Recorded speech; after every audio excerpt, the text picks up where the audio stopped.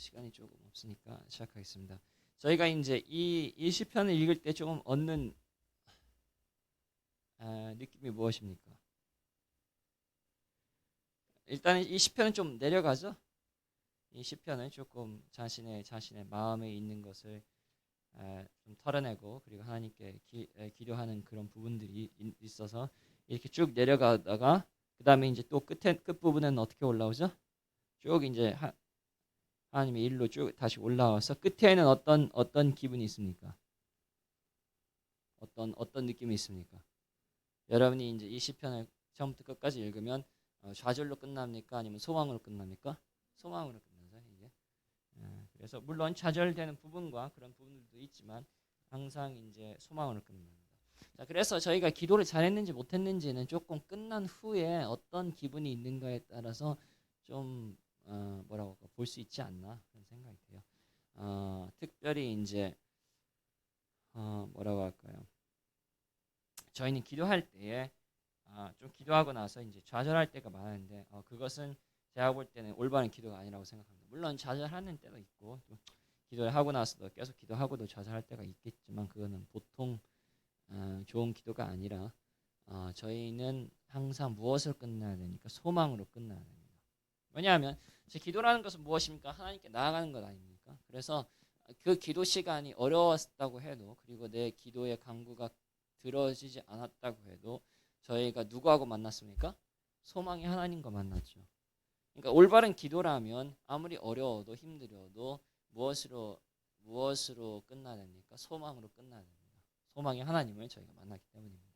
물론 모든 기도가 그렇게 되지는 않고 이것은 그냥 원칙만 말씀드리는 거지만 그래도 저희의 기도가 계속 좌절되는 기도다.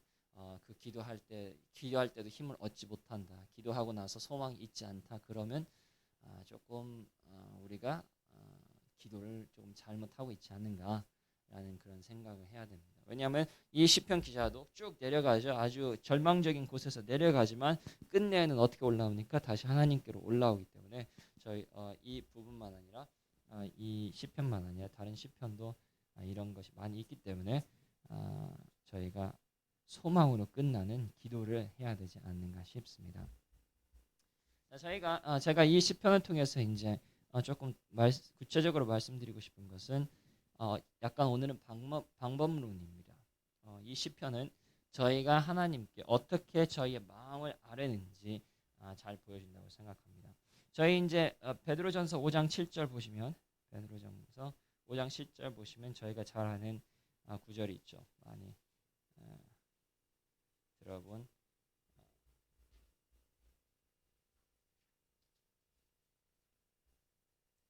베드로전서 5장 7절을 보시면 저희 많이 들어본 구절이 있습니다.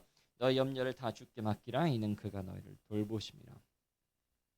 그래서 저희는 주님께 저희의 모든 염려를 맡기는 부분이 필요합니다.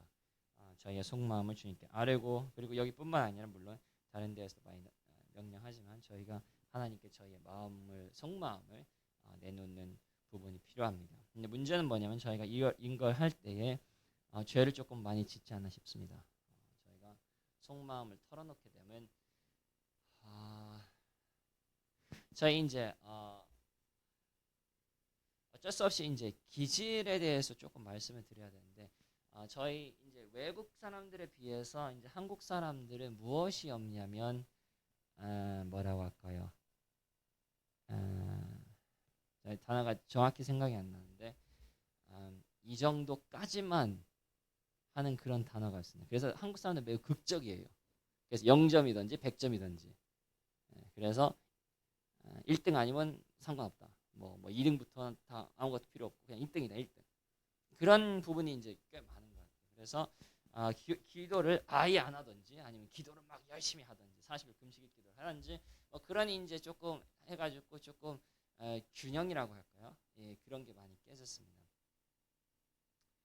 그래서 저희가 기도를 할 때도 비슷하게 기도를 하는데 기도를 할 때도 저희가 저희의 염려를 하나님께 하나도 내놓지 않든지 저희의 속마음을 하나님께 하나도 내놓지 않든지 아니면 반대로 저희가 막 모든 것을 막 장자까지 나올처럼 막 모든 것을 토해낼 때가 있죠.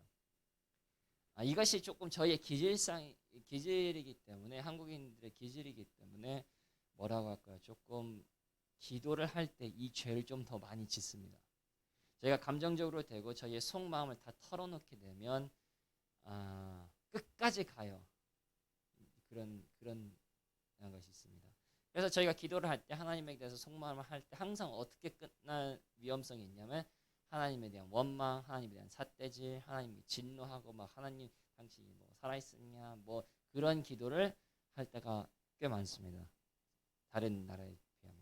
근데 그런 기질이 저희가 있는데 그런 죄를 저희가 좀 많이 짓고 싶지 않나 싶습니다. 저희가 신비주의에 가가지고 토설이 됐건 그런 것 했을 때에도 왜 저희는 그냥 저희 아픔에 대해서 말하지 못하고 왜 끝까지 이렇게 가고 하나님이 저주하는 그런 단계까지 이렇게 가는지에 대해서 저희가 많이 이렇게 한번 생각해 볼 수 있고 또 여러분들 개개인의 기도에서 지금도 여러분이 이제 내 속마음을 털어놓을 때에 조금 그 도가 지나친 그런 기도를 할 위험성이 있지 않나 제가 생각합니다. 그래서 저희가 염려를 하나님께 맡길 때에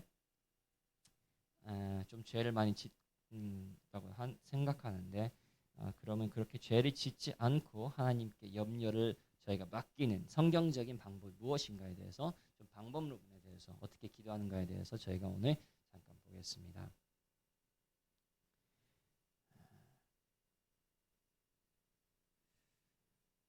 자, 먼저 저희는 어려울 때 하나님께 기도를 해야 된다는 부분 먼저 시작하겠습니다. 1절 보시죠. 내가 내 음성으로 하나님께 부르짖으니 내 음성으로 하나님께 부르짖으면 내게 귀를 기울이시리로다. 내가 환난 날에 내가 주를 찾았으며 밤에는 내 손을 들고 거두지 아니하였나니 내 영혼이 위로받기를 거절하였도다. 자, 그래서 시편 기자는 무엇을 합니까? 하나님께 기도를 합니다. 물론 이것은 너무나도 기본적인 것이기 때문에 아니 뭐 그것까지 배워야 되느냐 생각할 수도 있지만 아쉽게도 이 기본적인 것도 저희는 하지 않을 때가 있습니다. 물론 제가 말씀드리는 것은 하나님께 기도를 저희가 아예 안 한다는 소리는 아니죠. 그럼에도 불구하고 저희가 하나님께 부르짖긴 하지만 다른 사람들에게 먼저 그리고 다른 사람들에게 더 크게 부르짖는 사실입니다.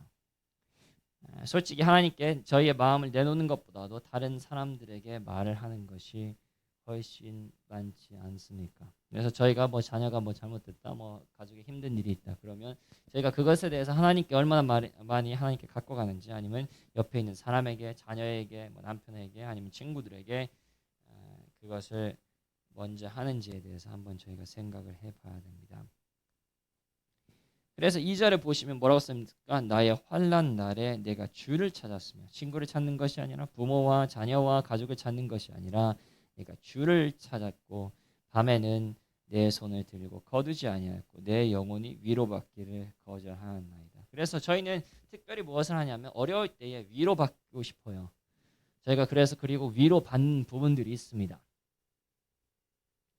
어떤 부분들은 뭐 먹는 걸로 갈 수도 있고 어떤 분들은 뭐 스마트폰으로 갈 수도 있고 어떤 분들은 뭐 가족으로 갈 수도 있고 어떤 분들은 뭐 산책이 됐건 뭐 운동이 됐건 좋은 거 나쁜 거 중요하지 않습니다. 이것이 그거 일 자체가 중요하냐 일 자체가 중요하지 않느냐 뭐 어떤 사람은 뭐 가가지고 뭐 술 마시고 뭐 담배 피지만 나는 어려울 때에 나는 어려울 때 운동으로 그 위로를 받기 때문에 나는 괜찮다 이거 없습니다. 좋고 나쁨이 없어요. 우상 숭배에는 모든 우상은 다 우상 숭배를 하고 있는 모든 것은 나쁜 우상입니다. 그래서 저희가 심지어 가족과 좋은 시간이 됐건 아니면 뭐 친구들과 좋은 시간이 됐건 심지어 교회 나와서 저희가 헌신하고 봉사하는 것도 그것도 위로의 수단으로 삼을 수가 있습니다.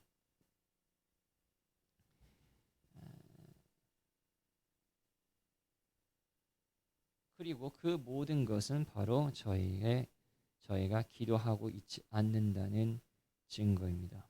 저희는 저희가 위로를 어디에서만 받아야 되냐? 물론 그런 것들이 소용없다는 소리는 아니지만 저희의 위로는 언제 받아야 되느냐? 어디에서 먼저 받아야 하냐? 바로 하나님께 나아가서 하나님께 먼저 위로를 받아야 됩니다. 그래서 여기 있는 분이 내 영혼이 위로받기를 거절합니다. 그는 많은 것들을 할 수 있었지만 그럼에도 불구하고 내 영혼은 이렇게 힘들 때에 어려울 때에 나는 하나님에게만 기도를 하겠다. 여기에게만 나아가야겠다.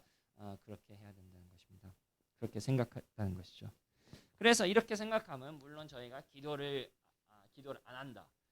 기도를 저희가 아예 안 한다라고 생각하기는 그렇지만 그럼에도 불구하고 하나님께서 원하시는 기도, 바로 저희가 어려울 때, 아플 때 위로를 어디에서 찾는가? 그것이 매우 중요한 질문입니다. 저희가 아플 때에, 쓰라릴 때에, 저희가 힘들 때에 저희가 하나님을 먼저 찾습니까?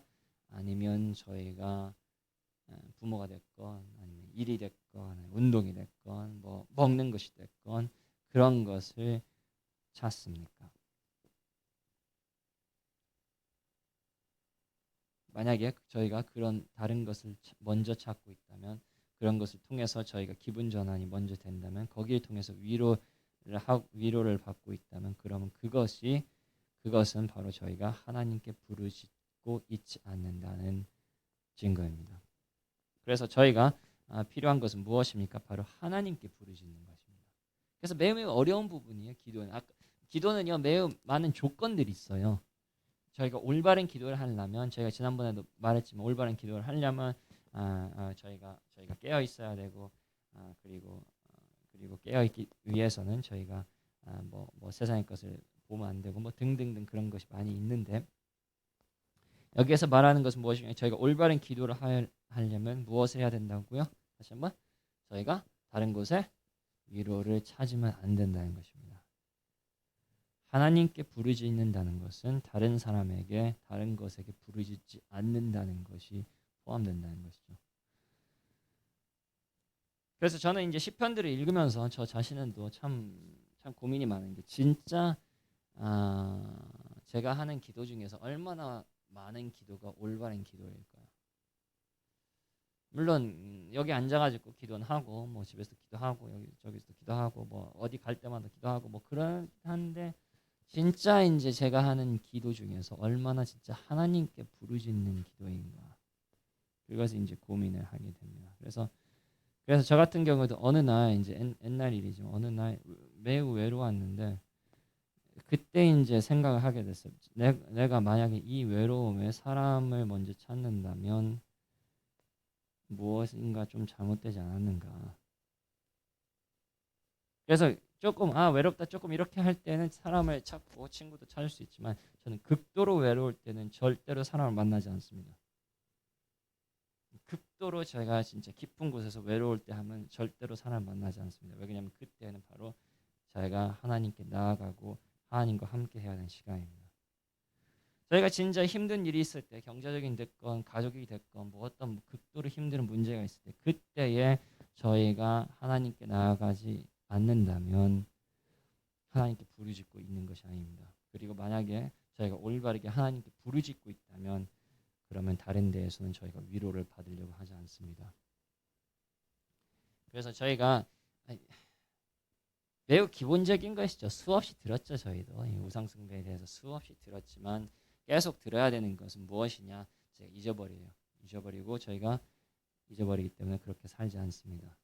그래서 지금도 코로나 때문에도 있죠. 코로나 때문에 힘들죠, 아프죠, 답답하죠. 그때에 물론 이제 좀 답답하면 나가서 뭐 걷기도 하고 뭐 친구들 만날 수도 있겠지만, 극도로 저희가 힘들 때에 진짜 이분처럼 이 환난의 날에 자지도 않고 누구에게 손을 드느냐, 누구에게 부르짖느냐, 누구에게 위로를 받기를 원하느냐,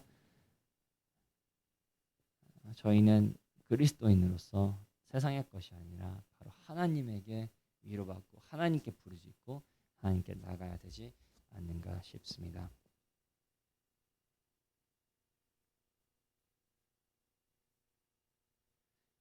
자, 그렇다면 이렇게 극도로 어려울 때에 저희가 진짜 위로받지 거절하고 하나님께 부르짖을 때에 어느 정도까지 저희는 마음을 표현할 수 있습니까?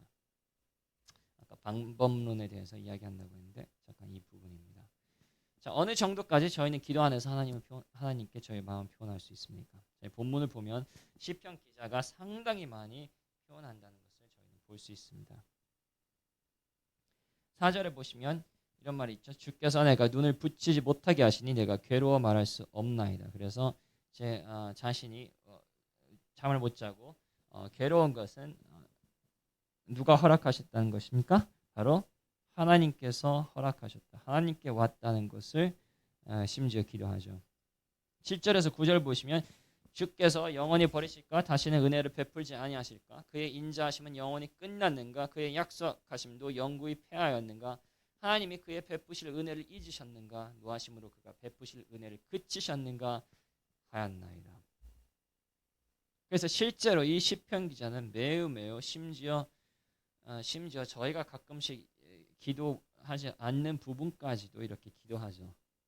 이 어려움은 하나님께서 허락하신 거고 하나님께 오신 거다, 온 거다. 그리고 하나님께서 나를 버리셨는가? 하나님께서 나를 은혜를 베푸지 않으실까? 하나님께서 인자하심을 끝나셨는가? 나에 대한 약속이 끝났는가? 하나님께서 그 베푸실 은혜를 잊고 노하심으로 그가 베푸실 긍휼을 그치셨는가에 대해서도 이 부분들을 기도합니다. 근데 하나님께서는 이 성경에 이 기도를 하셨을 때는 이 기도 물론 이제 성경에 기록되었다고 기록되었다고 그것이 모두 다 저희에 대한 뭐라고 할까요? 표본은 아니죠. 뭐 아브라함이 아내를 2번 팔았다고 뭐 그죠? 성경에 써 있다고. 전 그런 사람들 많이 들었는데 성경이 있으면 무조건 그것은 괜찮다고 생각해요. 그래서 이상한 그런 생각입니다. 아무튼 성경에 뭐 그런 것이 있으니까 뭐 괜찮다 그런 건 아니죠, 당연히.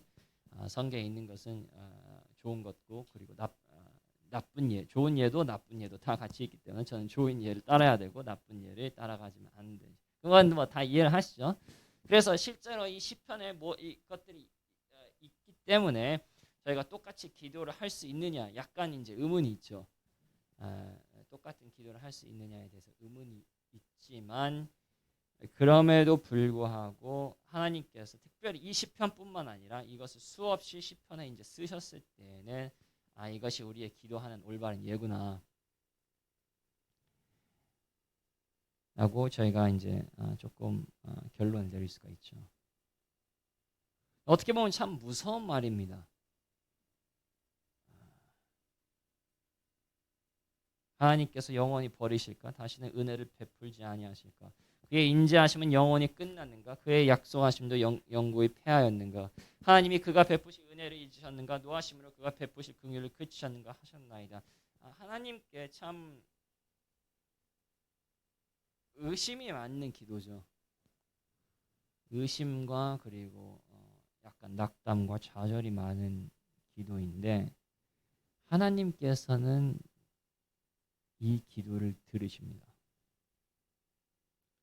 그리고 하나님께서는 이 기도에 대해서 생각보다 이 기도를 즐거워하십니다. 저도 조심스럽게 이야기하는 건데 하나님께서는 이런 기도를 듣기를 즐거워하십니다. 자, 왜 그럴까요? 2가지 이유가 있습니다. 첫 번째는 하나님께서는 진리의 하나님이시기 때문입니다. 저희는 기도할 때 나와가지고 하나님께서 저희의 모든 마음을 다 보시는데도 불구하고 어떤 기도를 하죠? 위선적인 기도를 하죠. 감사하지 않은데도 하나님께 감사한다고 하죠.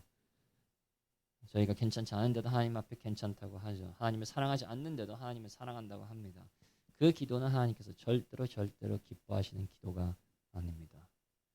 하나님께서는 진리의 하나님이시기 때문에 모든 기도는 다 진실된 기도가 돼야 되고 저희의 속마음을 다 아시는 하나님께서는 저희가 침바른 소리를 한다고 해서 하나님께서 들어주시는 것이 아닙니다. 다른 사람도 저희의 침바른 소리를 잘 아는데 하늘에 계신 하나님께서 저희가 침바른 소리를 하면 그때 저희가 거짓말하고 있다는 사실을 당연히 아십니다. 그래서 하나님께서는 저희가 마음에 있는 그것을 똑같이 있는 그대로 듣고 싶어 하시는 걸 즐거워하십니다. 그 내용 자체가 즐거운 것은 아니겠죠. 그냥 의심과 좌절과 뭐 그런 것들 솔직해서 이런 질문들도 왜 어떻게 묻습니까? 왜 저희도 이런 질문을 묻습니까? 뭐 때문이죠? 믿음이 없기 때문이죠. 솔직히 말하면 믿음이 없기 때문에 이런 질문들을 믿지만 믿음이 없는 상태 내 안에 있는 그 진실을 하나님께 내놓기 때문에 진리의 하나님께서는 그것조차도 실제로 받아들이기를 즐거워하십니다. 두 번째 이유는 무엇이냐면 이 기도를 할 수 있다면 저희가 하나님을 그만큼 신뢰하고 있다는 소리이기 때문입니다. 비밀이라는 것은 매우 중요한 것입니다. 비밀은 무엇이냐면 비밀은 매우 믿고 신뢰하는 공동체 그리고 친구 사람에게만 할 수 있습니다. 그래서 저희가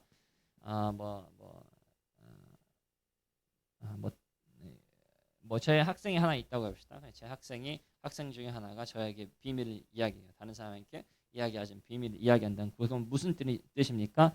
이 비밀이 새어나가지 않도록 내가 그것을 잘 보호할 것이라는 신뢰가 있죠. 그렇기 때문에 비밀을 말하는 것입니다. 그래서 비밀이라는 것은 굉장히 오묘한 거예요. 저희가 상대방의 비밀을 안다는 것은 그 사람이 저에게 비밀을 알려준다는 것은 저희가 그 사람의 약점을 알 뿐만 아니라 그 사람이 그 약점을 나에게 보여줄 만큼 친근한 관계라는 거죠. 그래서 저희가 친구가 되고 저희가 서로 알아가고 그런 시간이 오래되면 오래갈수록 서로를 신뢰하면 신뢰할수록 저희가 서로에 대한 비밀을 더욱더 많이 알게 됩니다. 저희가 하나님께 나와가지고 이 마음속에 있는 비밀을 내놓는다는 것은 무슨 뜻이냐? 그만큼 그래도 하나님을 신뢰한다는 것입니다. 저희가 다른 사람 앞에는 조금 이야기를 못하죠. 그죠? 저희가 믿음이 약할 때에 나는 진짜 하나님이 나를 버린 것 같아. 하나님이 나를 떠나신 것 같아. 하나님의 은혜가 끝난 것 같아요. 그런 말을 하기는 쉽지 않습니다. 왜 안 쉽죠? 왜냐하면 그 말을 하게 되면 무엇입니까? 제가 조금 믿음이 없는 것 같죠. 참 믿음 없는 사람 같고 참 그리스도인으로서 수치스럽게 보이고 내가 뭐 초보인 것처럼 그렇게 생각하고 다른 사람들은 그런 마음이 없을 텐데 나만 이런 마음이 갖고 있다는 그런 착각 아래서 저희는 조금 그런 말을 하기가 힘듭니다. 근데 그것은 저희가 다른 사람뿐만 아니라 심지어 하나님 앞에서 하기 힘들어요.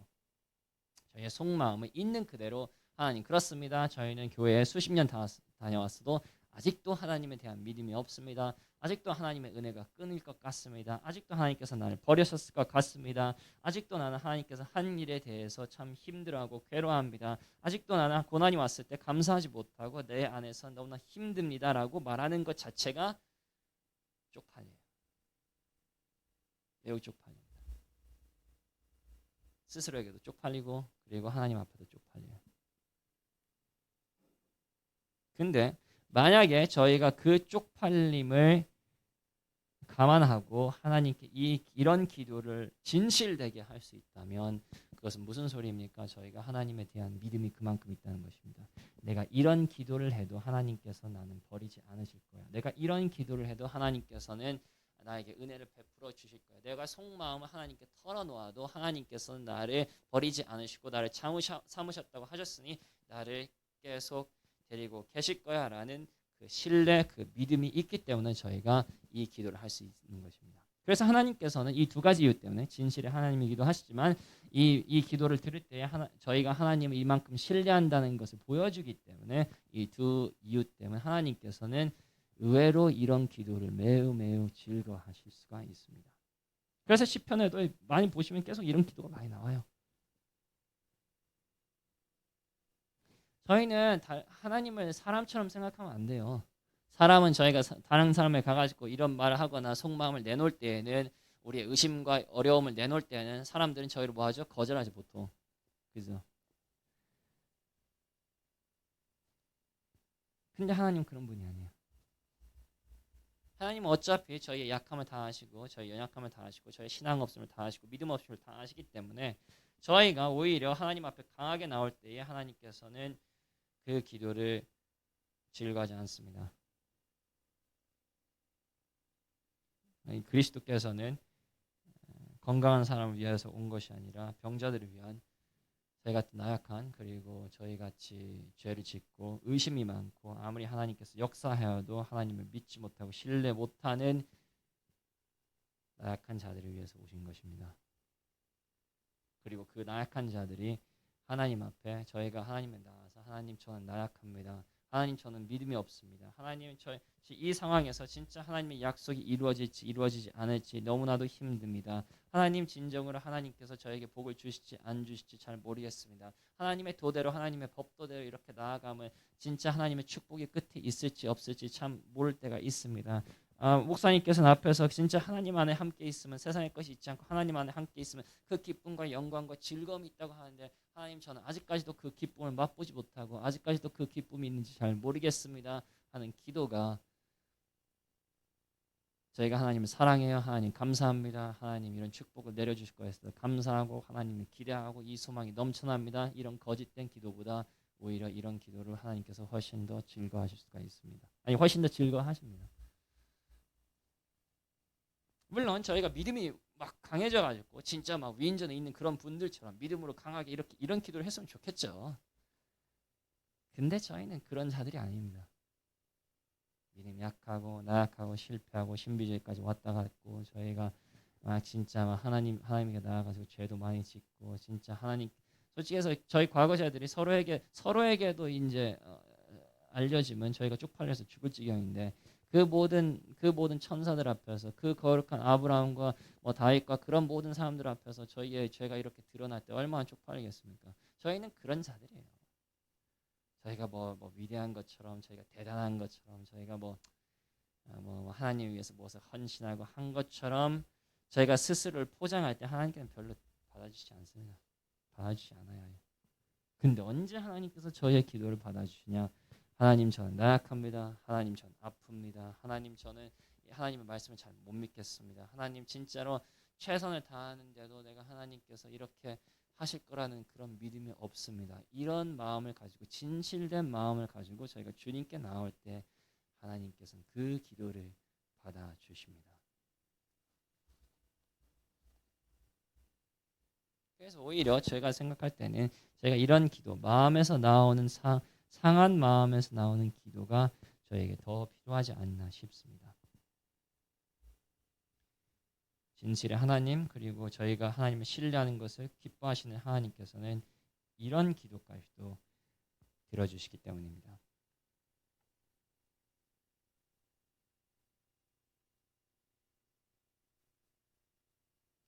근데 이제 여기서 보면 무엇이 하나 빠져 있습니까? 바로 하나님에 대한 원망입니다. 불평입니다. 10절 보시면 또 내가 말하기를 이는 나의 잘못이라 라고 써 있는데 이 시편에서 한 번도 하나님께서 범죄하셨다. 한 번도 불의한 일을 하셨다. 한 번도 하나님께서 이유 없이 화를 내셨다. 하나님께서 죄를 짓고 정당하지 않은 일을 하셨다라고 하는 원망하는 것은 없습니다. 저희가 욥기 1장 22절을 보면 이런 말이 있습니다. 저희 한번 같이 보시면 좋겠습니다. 욥기 1장 22절 이 모든 일에 욥이 모든 것을 잊고 자기의 10 자녀들도 한순간에 죽은 후에도 이 모든 일에 욥이 범죄하지 아니하고 하나님을 향하여 원망하지 아니하니 여기에서 원망이라는 이제 원어 단어 무슨 뜻이냐면 하나님께서 잘못하였다고 원망했다는 소리입니다. 그래서 하나님께서 이유 없이 정당하지 않게 이 모든 것을 허락하셨다고 그렇게 말하는 것이 원망하는 것입니다.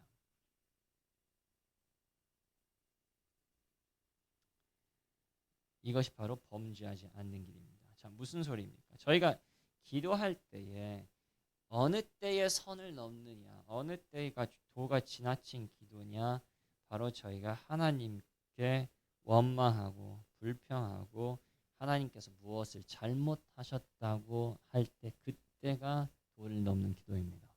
그리고 저희는 아쉽게도 그런 기도를 조금 많이 하지 않나 싶습니다.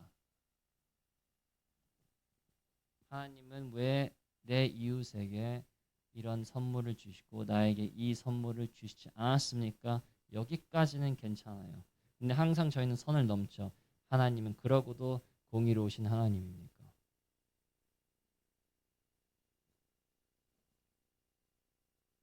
매우 가는 선이에요. 근데 한쪽은 공정한 기도고 한쪽은 하나님에게 삿대질이고 하나님은 그 삿대질을 잊지 않으실 겁니다.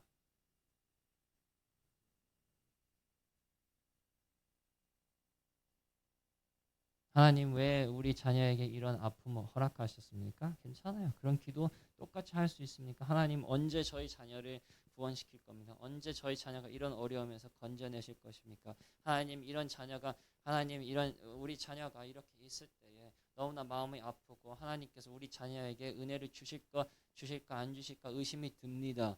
괜찮은 기도예요. 성경적인 기도예요. 거기에서 어디로 넘어가면 이제 삿대질입니까? 하나님 그러고도 하나님은 선하신 하나님입니까? 그러고도 하나님께서는 나를 사랑한다고 성경에 쓸 수 있습니까? 내 이웃에게는 그렇게 주고 나에게는 주지 않았을 때, 내 이웃의 자녀들은 잘 되고 내 자녀들은 잘 되지 않았을 때 하나님께서 그래도 불구하고 정당한 공의의 하나님이십니까? 라고 한다면 그것이 그때부터 범죄입니다.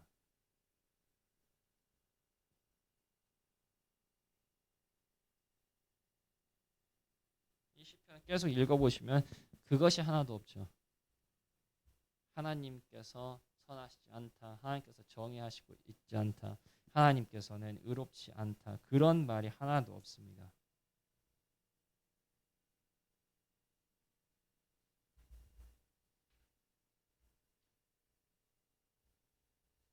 그래서 욥도 욥기를 잘 보면요. 그게 있습니다. 얼마나 어떻게 보면 얼마나 불평을 많이 하는지 모릅니다. 자기가 차라리 죽었으면 좋겠다. 안 태어났으면 좋겠다. 왜 다른 왜 다른 사람들은 뭐 악인들은 그렇게 잘 되는데 왜 나는 이렇게 되느냐. 욥기 수십 장 동안 욥은 그런 말을 하죠. 근데 무엇이 빠졌죠? 바로 원망, 불평. 하나님께서 이 모든 일에 무엇을 잘못하셨다, 선하시지 않다, 불의하시다는 그 말이 모두 다 빠졌습니다. 그래서 욥기를 보면 무슨 소리 끝에 보시면 재밌는 말이 있죠. 그 세 친구들은 뭐라고 합니까? 여호와는 정의로우시다. 여호와는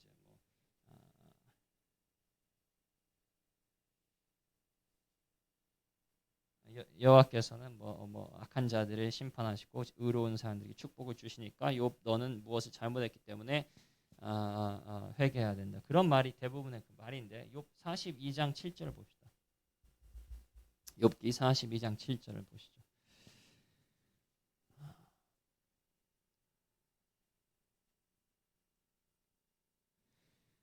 욥기 42장 7절에 이런 말씀이 있으면 여호와께서 욥에게 이 말씀을 하신 후에 여호와께서 대만 사람 엘리바스에게 이르시되 내가 너와 내 두 친구에게 노하나니 이는 너희가 나를 가리켜 말한 것이 내 종 욥의 말같이 옳지 못함이니라.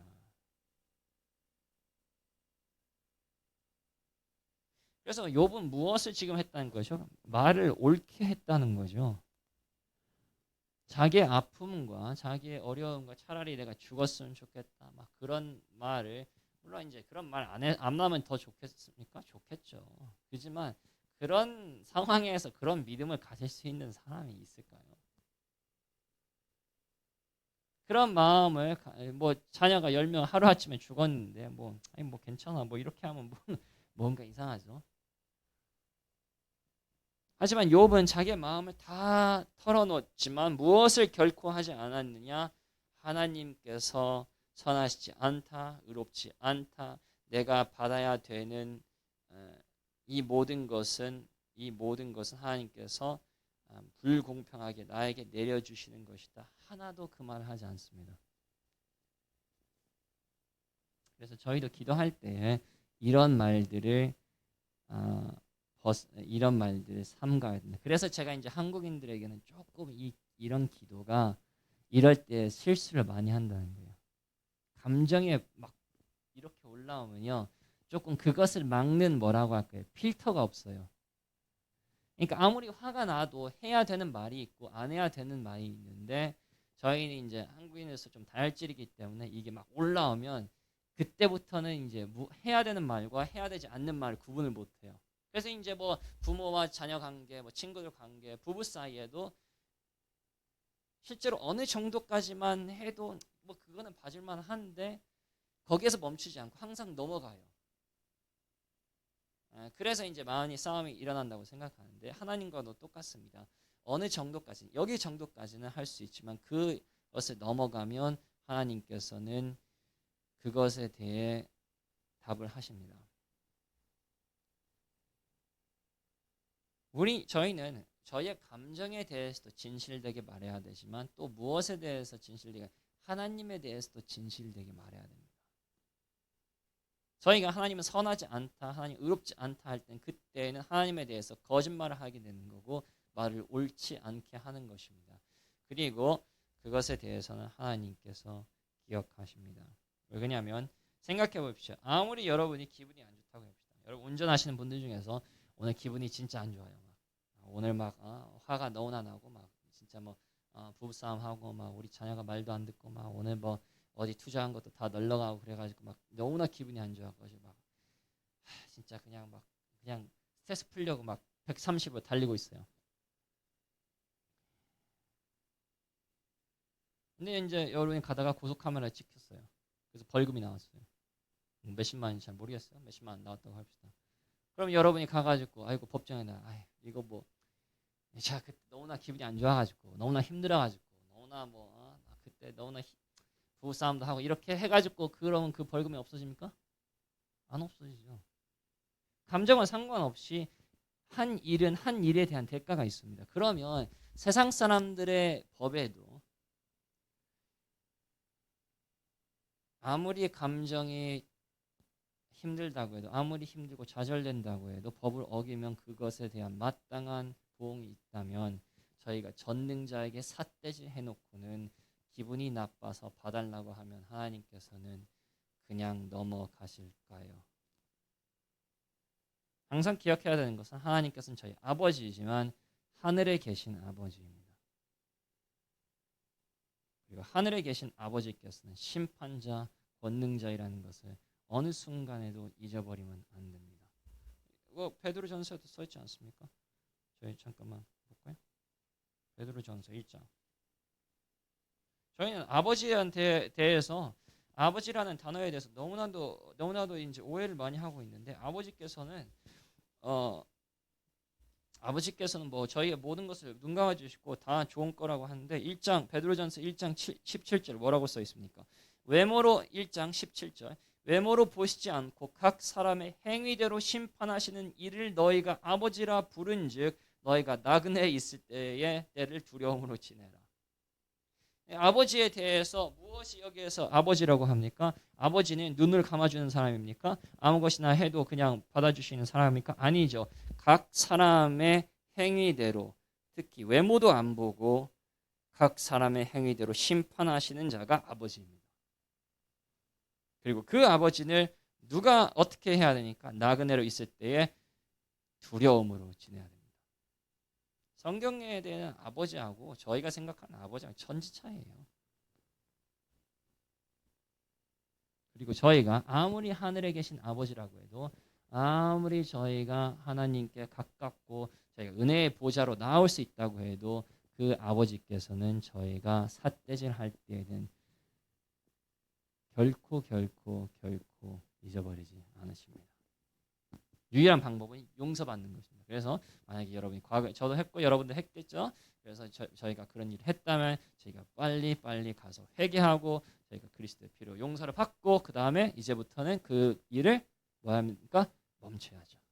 그래서 다음에도 여러분이 막 힘든 일이 있을 때 아픈 일이 있을 때도 이 말씀을 기억하시고 마음을 털어놓되 하나님께 가서 위로를 받되 이 선은 결코 넘으면 안 됩니다. 어떤 경우에도 안 됩니다. 항상 기억할 것은 저희는 종이고 하나님은 왕이십니다. 이 관계는 하나님께서 저희가 아버지가 되셨다고 결코 바뀌지 않습니다. 그리고 왕에게 삿대질하는 종은 어떤 경우에도 결과가 있을 것이니 저희가 과거에 죄를 지었다면 빨리 회개하고 거기에서 돌아서서 올바른 기도, 위로받는 하나님에게서 힘을 받는 그 기도를 저희가 했으면 좋겠습니다. 그 다음에 마지막으로 이제 좀 시간이 가기 전에 마지막으로 말씀드리고 싶은 것은 바로 그럼 이런 질문이 있죠. 그러면 저희가 어떻게 이런 질문들, 하나님께서 저희를 버리신 것 같고 하나님께서 저에게 은혜를 주신 것 같지 않고 뭐 이렇게 생각합시다. 뭐 저희 자녀가 안 됩니다. 뭐 가족이 안 됩니다. 그럴 때 이제 이런 기도가 나오지 않습니까? 하나님께서 나를 버리셨다, 우리의 가족을 버리셨다, 우리의 뭐 참 하나님의 은혜가 끝났다 이렇게 생각할 때 어떻게 이런 질문들에서 저희는 나올 수 있는가? 여기에서도 이제 읽으니까 뭐 어떤 생각이 나죠? 소망이 일어나죠. 그러면 이제 질문은 어떻게 하면 저희도 이 기도 중에서 똑같은 소망을 근심과 걱정과 아픔과 의심으로 왔지만 어떻게 하면 소망으로 이 기도를 끝나고 소망 가운데서 저희가 힘을 내며 저희가 살아갈 수 있는가? 그 질문입니다. 자, 11절에 답이 있습니다. 11절 곧 여호와의 일들을 기억하며 주께서 옛적에 행하신 기이한 일을 기억하리로다. 그래서 저희가 기도할 때에 무엇을 해야 되냐면 기억해야 됩니다. 무엇을 기억합니까? 여호와의 일들을 기억합니다. 옛적에 행하신 그 일들을 기억하는 것입니다. 자, 여기서 15절에서 주의 팔로 주의 백성 곧 야곱과 요셉의 자손을 속량하셨나이다 해서 20절까지 주의 백성을 양떼까지 때같이 모세와 아론의 손을 인도하셨나이다. 이것은 홍해를 가르신 일을 시적으로 표현한 거예요. 그래서 16절 하나님이여 물들이 주를 보았나이다. 물들이 주를 보고 두려워하여 기품도 진동하였고 19절 주의 길은 바다에 있었고 등등 이 다 많은 일들을 말하는 것 같지만 실제로 딱 한 가지 이야기를 하고 있는 것 같습니다. 바로 하나님께서 애굽에서 홍해를 가르사 이 백성을 건져내신 겁니다. 양떼같이 모세와 아론의 손으로 인도하신 것입니다. 자, 그래서 이 시편 기자는 무엇을 생각하고 있습니까? 언제 쓰여 있는지 모르겠지만 그래도 하나님께서 이스라엘을 버리신 것 같이 우리나라가 이렇게 백성이 끝난 것 같이 하나님의 은혜가 끝난 것 같이 이제 생각했는데 그 어려움에서 그 의심에서 어디에 어떻게 건져놨냐? 바로 여호와께서 저희에게 행하신 일들, 그 과거 일들을 기억하는 것입니다. 그렇다면 하나님께서 그런 애굽에서 그런 기적으로 우리를 이렇게 이끌어내셨다면 지금 하나님의 은혜가 끝난 것 같지만 하나님께서는 저희를 선택하셨으니 저희를 구원하셨으니 반드시 끝까지 저희를 책임지실 것이다 하고 이제 소망이 올라오는 거예요. 그래서 이스라엘도 계속 이제 꾸지름을 어떻게 받습니까? 너희가 내가 무엇을 했는지 잊어버렸다. 어떻게 구원하는지 어디서 구원하는지 어떤 막강한 팔로 너희를 구원하는지 잊어버렸다라고 하나님께서는 계속 책망하시죠. 저희도 왜 똑같이 낙담으로 끝납니까? 바로 하나님께서 하신 일들을 잊어버렸기 때문입니다. 기억하지 않기 때문입니다. 문제는 뭐냐면 지금 힘들 때에는 기억이 잘 안 나요. 그렇죠? 그래서 저희가 억지로라도 기도할 때 기억해야 돼요. 그렇지. 하나님께서 그때 우리를 건지셨지. 나를 거기에서 건지셨지. 신비주의에서 건지셨지. 하나님께서 나를 구원하셨지. 하나님께서 세상적인 것을 건지셨지. 계속 기억해야 됩니다. 그래서 저희가 어떤 죄에 빠질 때에도 어떤 상황이 있을 때에도 계속 과거에서 하나님께서 어떻게 건져내시는 것들을 생각해야 합니다. 왜냐하면 이것이 매우 중요한데 저희의 감정은 지극히 주관적이에요. 지금 현재 감정은 매우 주관적이고 저희가 당하는 어려움보다 훨씬 더 확장돼 있어요. 저희 자녀가 조금 안 됐다. 그러면 나중에 10년 있으면 기억도 안 날 상황일 수도 있거든요. 근데 지금 막 세상을 잃은 것처럼 그렇게 하죠. 그래서 저희가 무엇을 해야 되냐면 객관적으로 하나님께서 저희를 위하여 하신 일들을 계속 생각해야 된다는 거예요. 만약에 저희가 그 일들을 생각한다면 객관적이 되죠. 이제 내가 지금 감정에 의지하는 것이 아니라 실제로 과학적인 그 근거가 있는 말을 하고 있죠. 하나님께서 나를 그때 건져내셨구나. 하나님께서 이스라엘을 그 홍해를 통해서 건져내신 것처럼 하나님께서 나도 건져내셨구나. 그러므로 뭐합니까? 하나님께서 은혜가 끝났다는 것은 내가 지금 그렇게 느낄지라도 그런 의심이 있을지라도 그것은 객관적입니까? 주관적입니까? 주관적인 느낌뿐입니다. 그래서 주관적인 감정을 무엇으로 계속 때리냐면 팩트로 때리는 거예요. 그렇구나. 내가 그렇게 지금 느끼지만 그렇게 어렵지만 그럼에도 불구하고 하나님의 과거의 일들 다 기억하면 하나님께서 나를 버리지 않으셨구나. 하나님께서 나의 은혜가 끊어지지 않으셨구나. 하나님께서 나를 책임져 주실 거구나. 미래에도 하나님께서 나를 건져내실 거구나. 그런 믿음이 거기에서 난다는 겁니다. 그래서 계속 기억하세요. 과거를 기억하세요. 과거를 기억하면서 막 좌절하고 그런 것이 아니라 하나님께서 어디에서 건져낸지 그것을 기억하시고 그것을 기억하면 아무리 저희가 이런 기도를 할 때에도 바로 소망이 일어난다는 것입니다.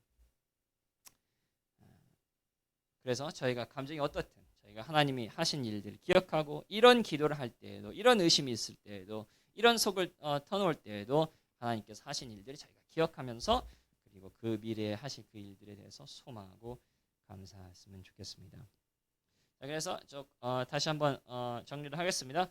그래서 이 시편은 저희가 어떻게 기도해야 되는지 잠깐 이야기를 했죠. 그래서 첫째 저희는 어려울 때 하나님께 부르짖고 다른 사람에게 그리고 다른 것에 가서 위로를 받지 않아야 그것이 하나님께 부르짖는 기도라라고 처음에 이야기했고, 두 번째는 하나님께 어떻게 저희가 마음을 표현할 수 있는지, 저희가 속마음은 다 표현하고 이 시편 기자처럼 속마음을 표현할 수 있지만 넘어가지 않아야 될 선이 있다.